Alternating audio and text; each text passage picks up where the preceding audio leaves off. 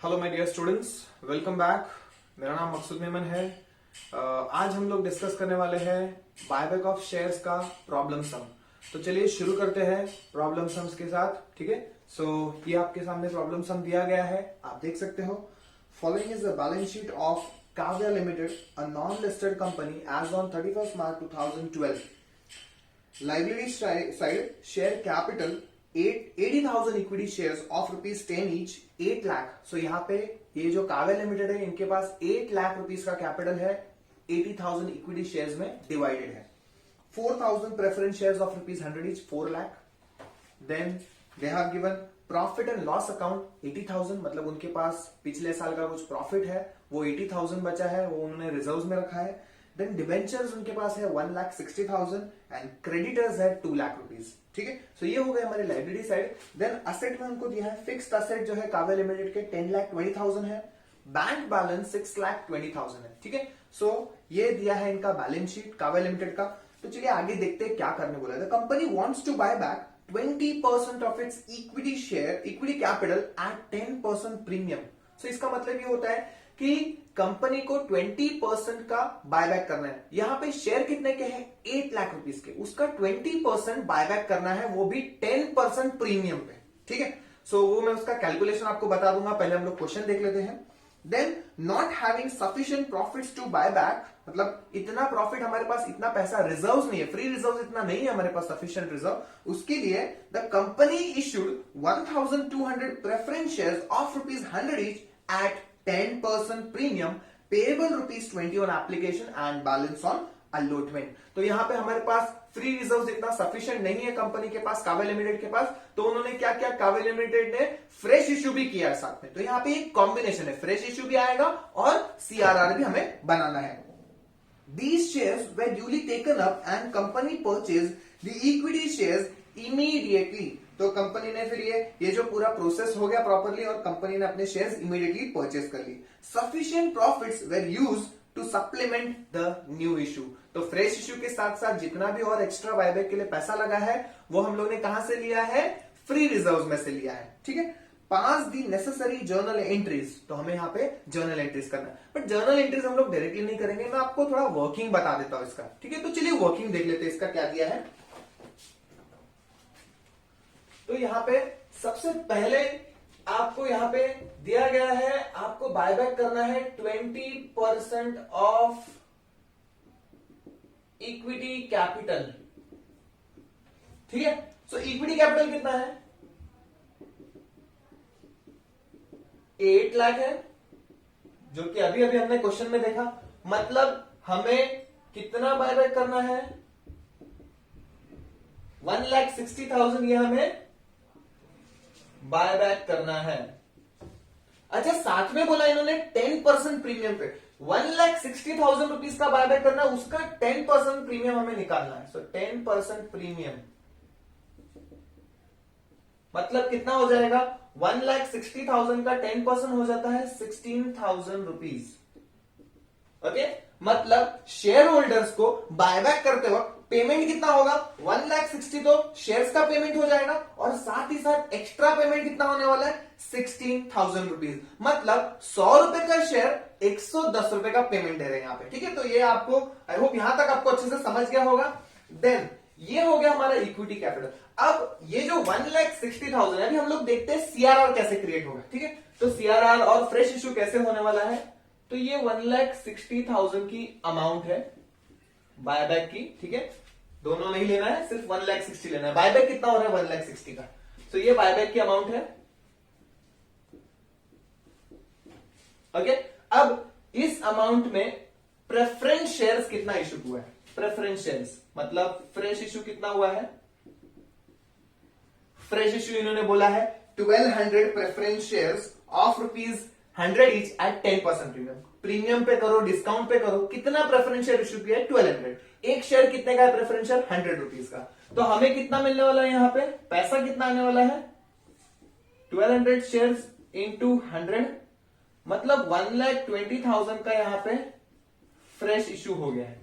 साथ में प्रीमियम भी मिलेगा आपको 12,000 रुपीज, बट उसको कंसिडर नहीं करना है, प्रीमियम को कंसिडर नहीं करेंगे हम लोग। ये कैलकुलेट करते वक्त, ठीक है।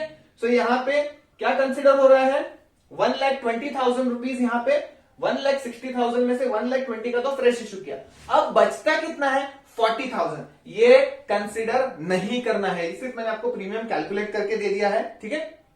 अब 1,20,000 का फ्रेश इशू हो गया, अब और कितना पैसा चाहिए, 40,000 चाहिए हमें बायबैक करने के लिए, तो वो कहां से आएगा, हम लोग को CRR क्रिएट करना होगा, ठीक है। कितने का क्रिएट करना है, 40,000 का, तो यहां पे 40,000 रुपीज का CRR क्रिएट करना है।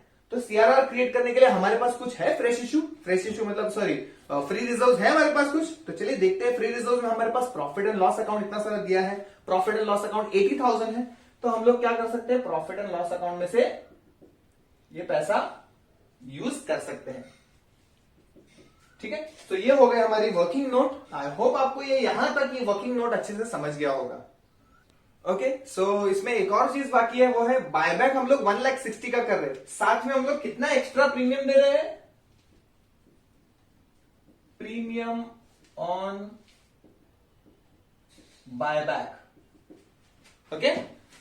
प्रीमियम ऑन बायबैक कितना दे रहे हैं हम लोग एक्स्ट्रा, 16,000 रुपीज। अब ये 16,000 एक्स्ट्रा दे रहे, तो वो भी तो पैसा कहीं से लाना पड़ेगा ना, तो हम लोग ये 16,000 कहां से ले सकते हैं, हम लोग ले सकते हैं प्रॉफिट एंड लॉस अकाउंट से, या फिर सिक्योरिटी प्रीमियम से भी ले सकते हैं, थोड़ा सिक्योरिटी प्रीमियम भी हमारे पास जमा हुआ है।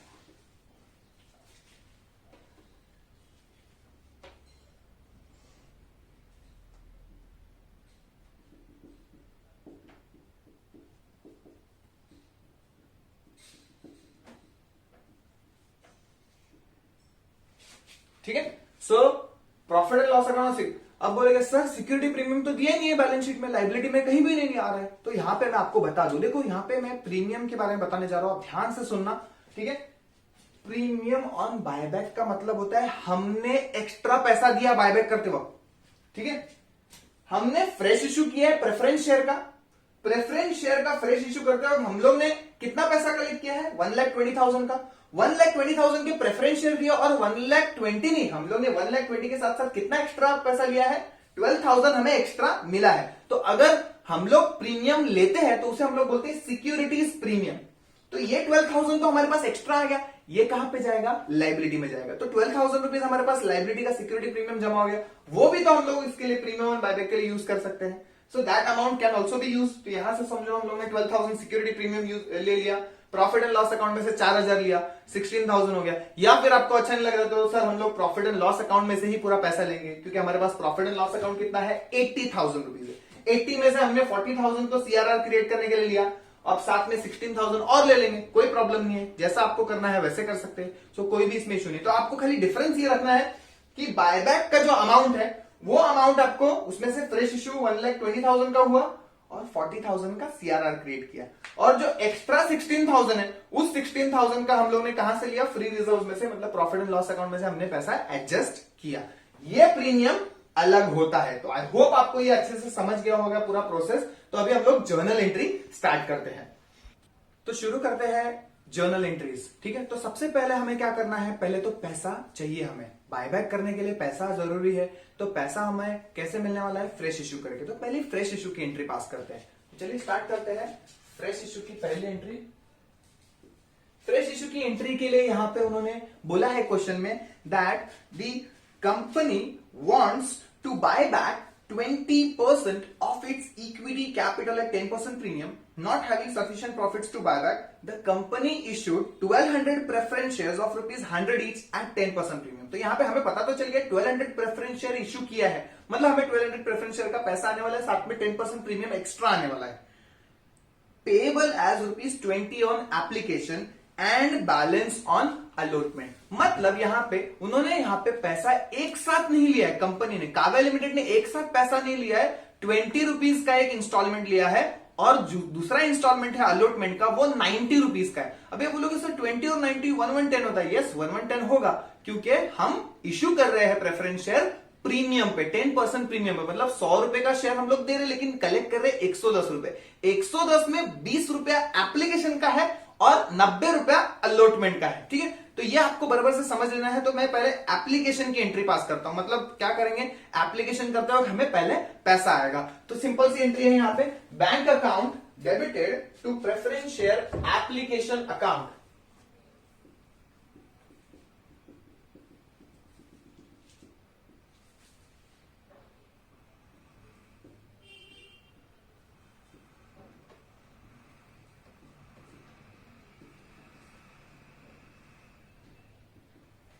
ठीक है, सो कितना बैंक में यहां पे एप्लीकेशन, यहां पे शेयर्स कितने हैं, 1200 है। एप्लीकेशन का पैसा कितना आएगा, 20 रुपीज बोला इन्होंने। तो फर्स्ट इंस्टॉलमेंट 20 रुपीज का आएगा, मतलब यहां पे 24,000 रुपीज एप्लीकेशन का पैसा आएगा। अब ये हो गई हमारी फर्स्ट जर्नल एंट्री। अब हमें अलॉटमेंट का पैसा मांगना है। तो अलॉटमेंट के पैसा मांगने के लिए हमें पैसे मांगने की एंट्री करनी पड़ती है, अलॉटमेंट ड्यू की एंट्री करनी पड़ेगी। वो है preference share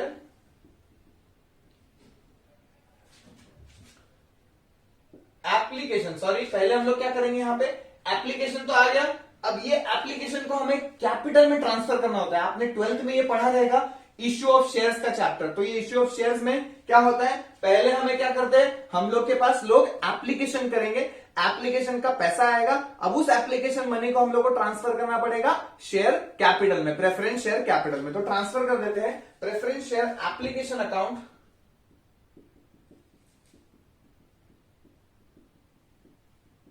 to preference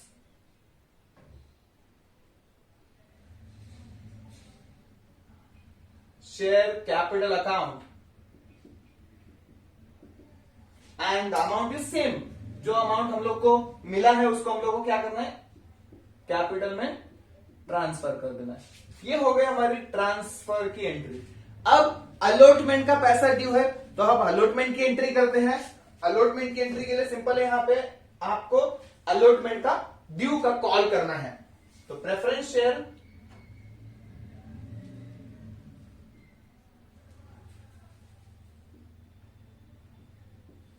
allotment account to preference share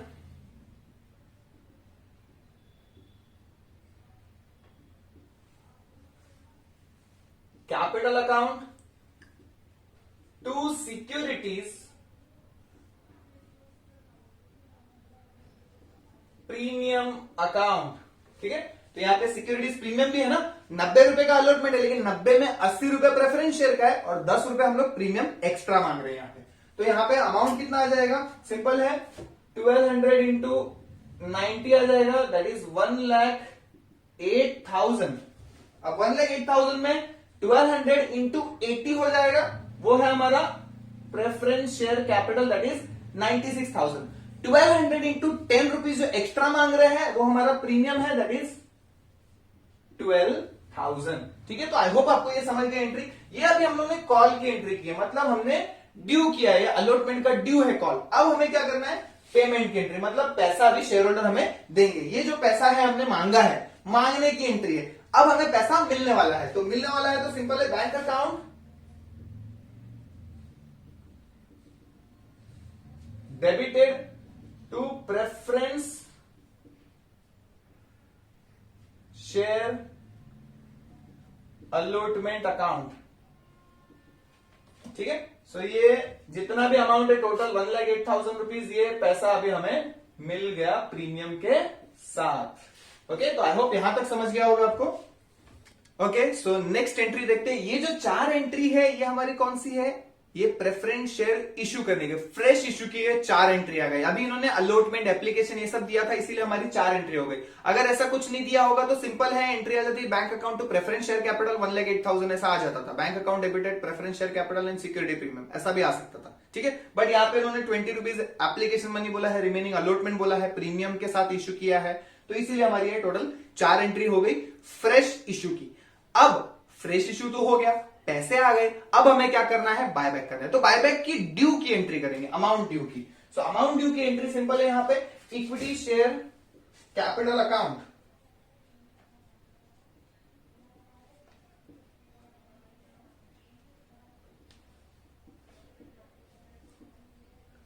अब हम ये बायबैक प्रीमियम पे कर रहे हैं, so premium on buyback of shares account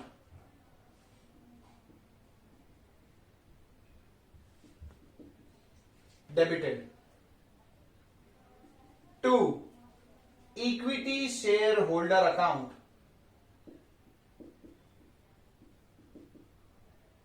so ये हो गई ड्यू की एंट्री। अब हमने कितना बायबैक किया है, हम लोग का बायबैक है 16,000 shares into 10, that is 1,60,000। Extra कितना दे रहे हैं 10%, तो 1,60,000 का 10% इज 16,000 प्रीमियम ऑन बायबैक, ये हम लोग दे रहे हैं।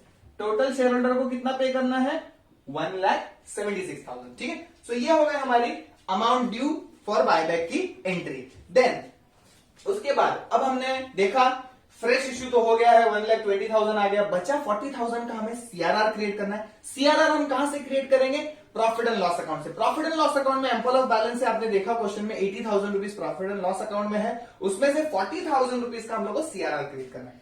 तो सिंपल है, profit and loss account debited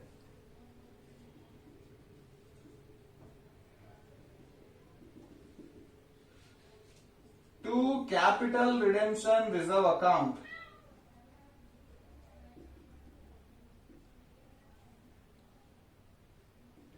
ठीक है, सो ये हो जाएगी एंट्री हमारी सीआरआर की 40,000।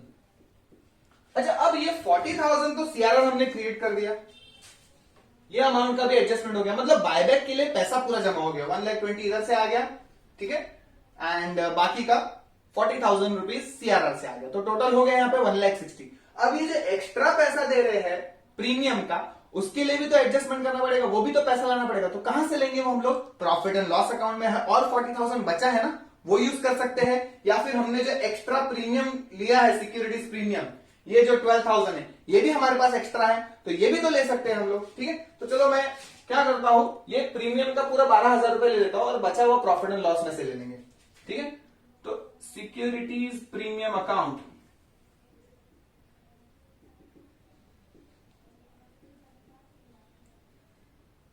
₹12,000, profit and loss account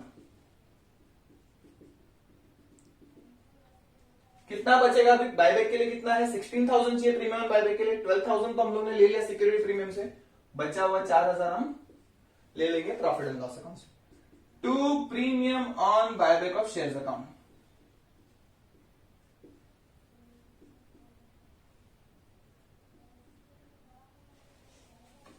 ₹16,000।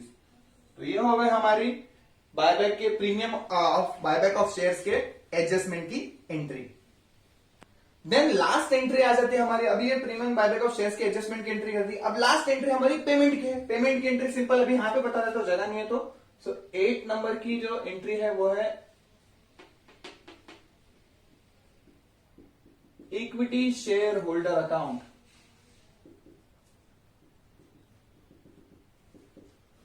To bank account,